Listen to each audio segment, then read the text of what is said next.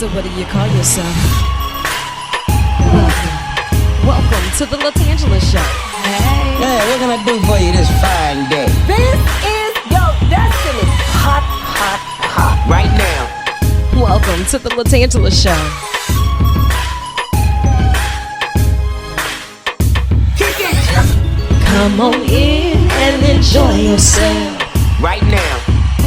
We gon' party like no one else. Welcome to the LaTangela Show.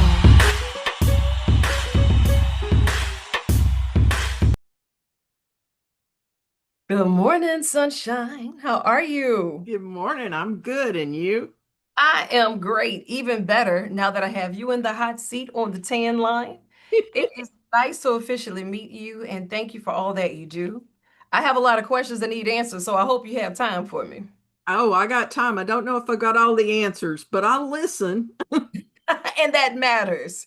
I'll start you off easy, okay? Okay. I've read that August is Grief Awareness Month, so you taught me something new with that. I appreciate that, especially in a climate where people are taught to mask their feelings, to just deal with it. It'll get better soon. You'll adjust. And we all see grief in one shape, form, or fashion, right? Yes. And it's not always true that time heals all. Time just helps you cope and learn how to cope and identify how to move through those triggers, whatever that may be for that person. But as a hospice expert, how did you even know that this was a career, a path that you wanted to take on as a calling? Because it has to be that. Yeah, it's a calling. There's no doubt about that. My coworkers and I, we all agree on that, whether we are doing what I'm doing, which is bereavement work, or whether it is bedside care by a nurse or a CNA that helps with cleanup. Yeah. A social worker who helps with resources. Like hospice is not something that you just immediately when you're in school, most people are not saying, "Oh, I cannot wait to do that." Most people are not. But when your own life has been touched by loss, I was the hospice kid twice. Mm. And I walked through that process and I walked through the grief process. And in my own mind, what I said was, I don't want anybody to ever have to do this alone ever again. Now, not like I could walk with everybody, but in 20 something years now, I've had the opportunity to walk with a lot of people and to help equip others to walk alongside them. So, yeah, I think it is a calling. And in my case, it came about because of my own grief experience and my own hospice experience. Right. There is a level of transparency, and that's why I really love this long form format where we can have these conversations and people can give their why, the story behind the story. That really makes it all make sense. And we can listen to gain a greater level of understanding versus just rebuttaling. When you say your own process of dealing with the grief or going through the systems with hospice and that whole process, that touched you in a way where now you and your team, how important is it that leadership gives that reflective tone? Well, one of the things that I've noticed over the years, it's been helpful to me because I was the hospice kid. Now, I wasn't a child at the time. I was 29 and 32 when my parents died, both on hospice. But I got to be on that side of the equation first. And so that when my coworkers and I are dealing with families, and sometimes dealing with families who are a bit tough to deal with because of what they're experiencing, I surely hope that I have an extra amount of patience because I really tried to get back on the other side and just remember what it was like, the confusion, not having the answers. I'd never heard of hospice until my dad was referred to hospice. And it's still in this day and time, there's many people who don't understand what the word hospice is.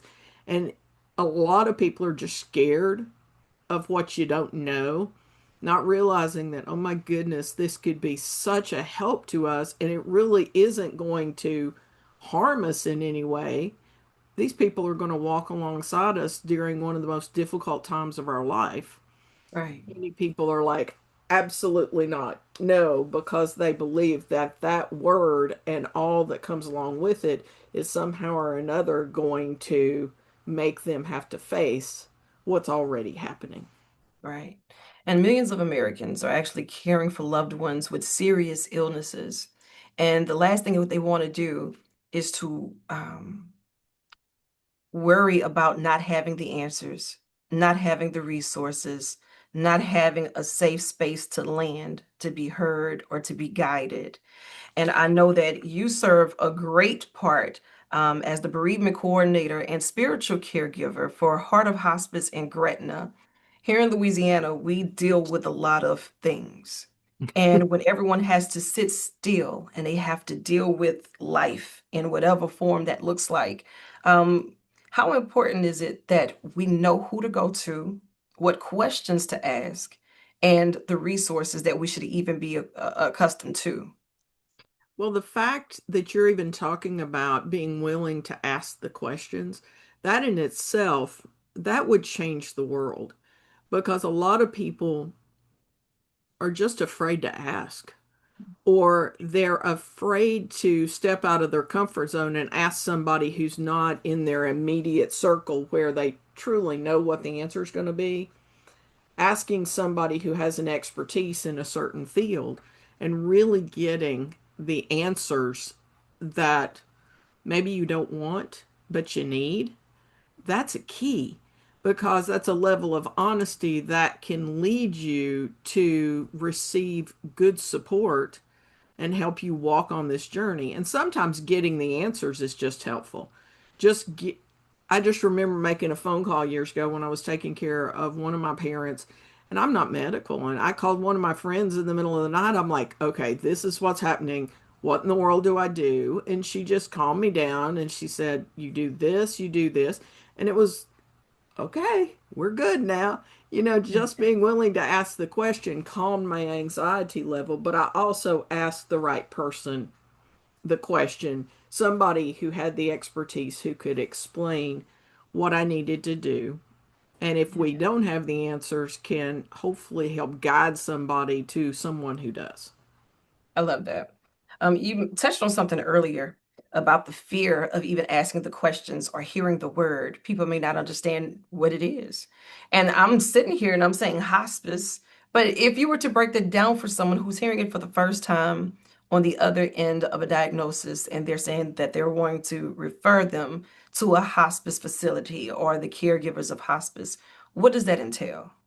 Okay, let's break that apart into two different segments. So the word hospice.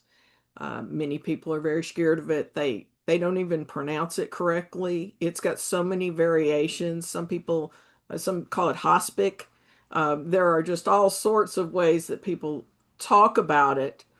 But what it comes down to is you've got a physician and or two usually that have said that if their illness or group of illnesses continues at the same level that they appear to be, that this person will die within 6 months or less. And that's the window that we're looking at when we have a patient that's referred to us, and we are able to accept if that is what the physicians believe is going to happen. Does that mean that all of our patients die within 6 months or less? Absolutely not. We have some that it's more like 6 minutes, but we have a whole lot more that it's way past the 6 months because we get hold of them or another physician with another hospice.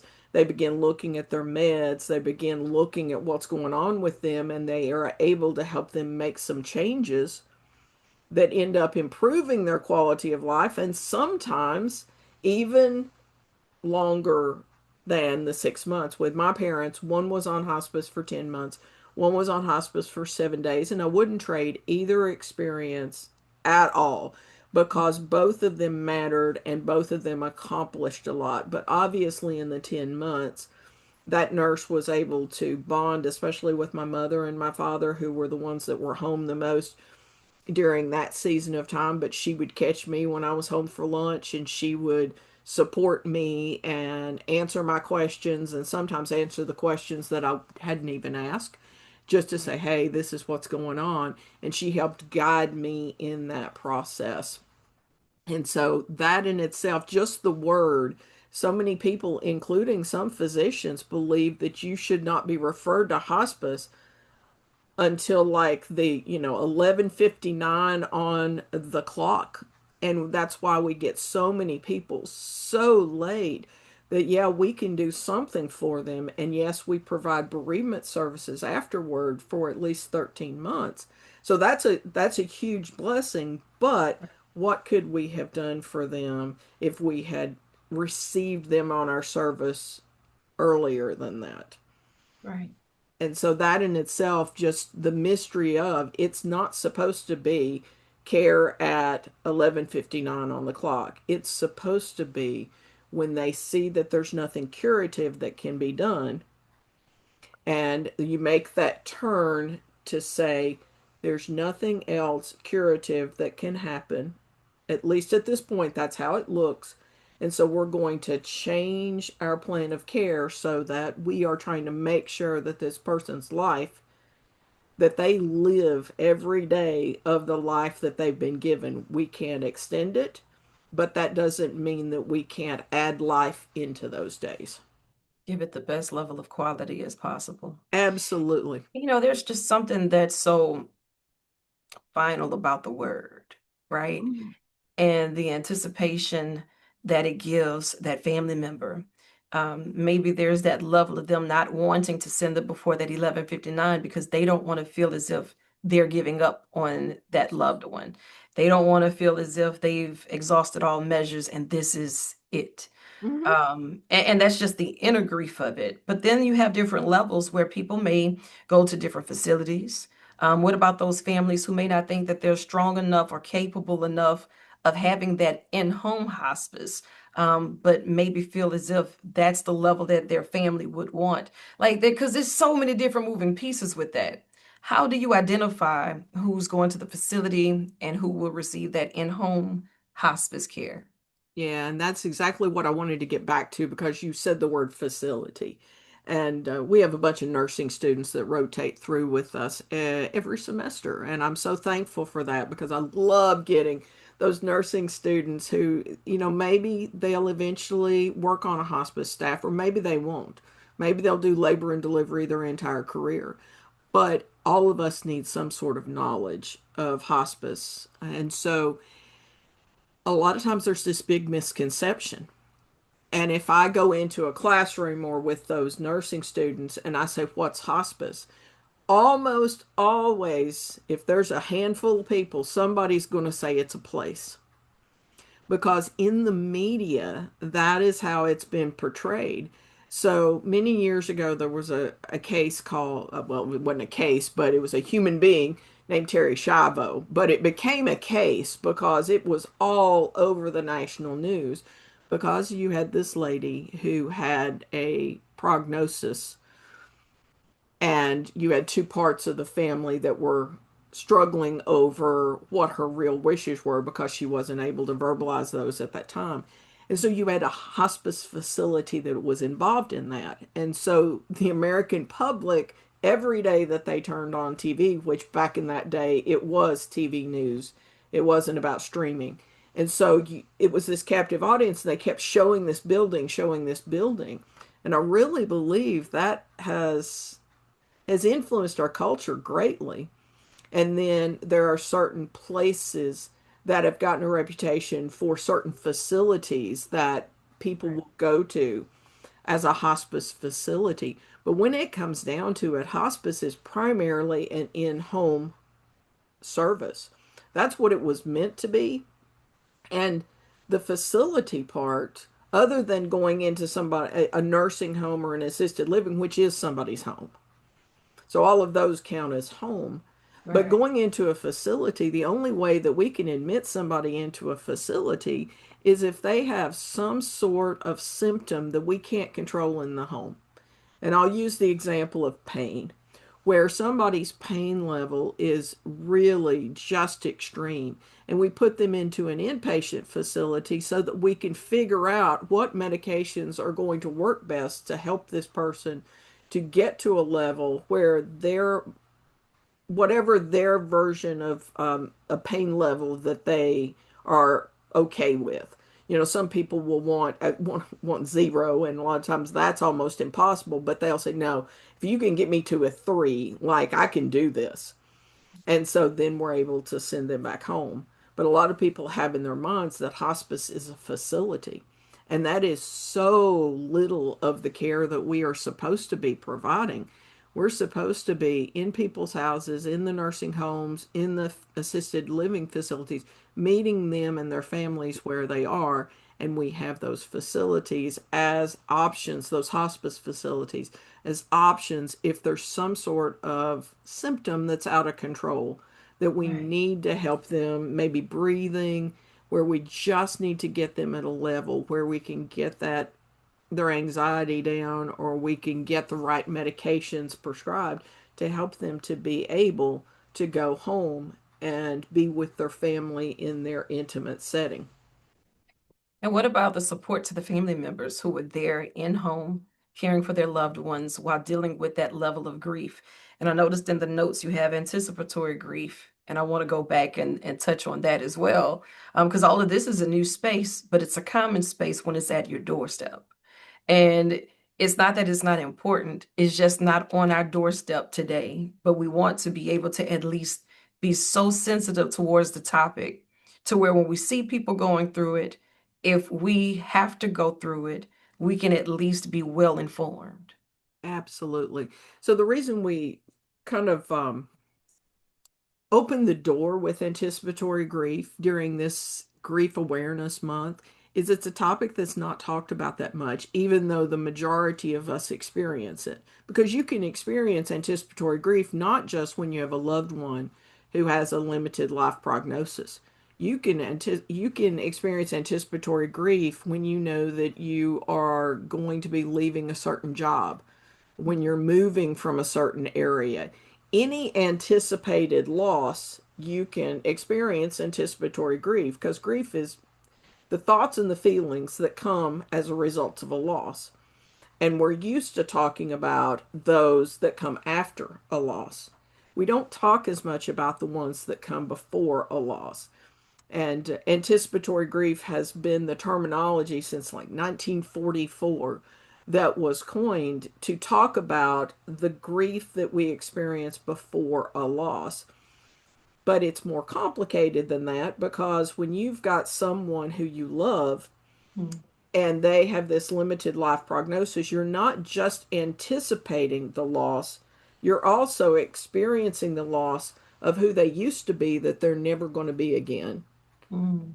What's That's going deep. on with them now Right. and what's coming forward. And we all know that that's not all anticipation. Some of that has already occurred, but we just don't have a great word in English to encapsulate all three of those parts. So people who dig into this, they've tried to divide it up, that you've got anticipatory grief, the looking forward, but you have like illness related grief where you're processing what has already happened and what's happening right in front of you. But for now, most people just call it anticipatory grief. Right. And when you mentioned earlier about 6 months or less for the expectancy, with the physicians agreeing that the baseline not getting any better, even with that, 6 months is just a blur with the ones you loved. Forever already isn't long enough, but knowing that that 6 months is an internal clock that is now ticking, you can only imagine all of the factors in different people's lives. And it's not cookie cutter. Kim, you know this. Everybody's life looks a lot different. We may depend on people for different things. We Yes. may only have this person. We probably never seen life without this person before. Everybody's going through different levels. So when you're talking to your nurses, how do you coach them in a way to be so empathetic to where they don't miss those signals and don't just give them cookie cutter responses? Well, thankfully, I'm blessed to work with an incredible group of nurses at this part of my career. And I would say that in front of them, behind them, in whatever direction, they do a great job, and they try as best they can to meet the family members, and not just family members, it could be the neighbors. It can be whoever is connected to this person. It doesn't have to be blood kin for you Mhm. to experience anticipatory grief. Sometimes it's your closest friends. Sometimes it's connections where you're experiencing anticipatory grief because your close friend has a mom that's dying and you're experiencing it along with. But just being sensitive to the fact that you talked about it's not cookie cutter. We can walk into multiple different homes, even in the same neighborhood, because I live just outside of New Orleans. We can walk into multiple houses in the same neighborhood, and anticipatory grief may look very different in each of those. Some of them you may walk in and somebody is weeping. Right. Sometimes you'll walk in and they're yelling. Sometimes you walk in and nobody wants to talk about it. Sometimes, and you also have to layer in the fact that it's not just the family and the friends and the neighbors that are experiencing it. The patient themselves, Mhm. they very well may be experiencing it in the fact that they're looking at their own mortality. And you know, we all know some people are deeper in their thoughts than others. Some people, their part of the anticipatory grief is they're focused more on, okay, here's the passwords. Here is where the 401k information, like they're in the practical side of it and not talking as much about the emotion, but they're still anticipating and trying to get their things in order. And then some people just don't talk about it. You'll have whole families that will not talk about it, even when we go in and try to be a safe space for them and try to help them to have healthy conversations because that time is limited. Sometimes it's an absolute nope, nope, don't go there, don't go there.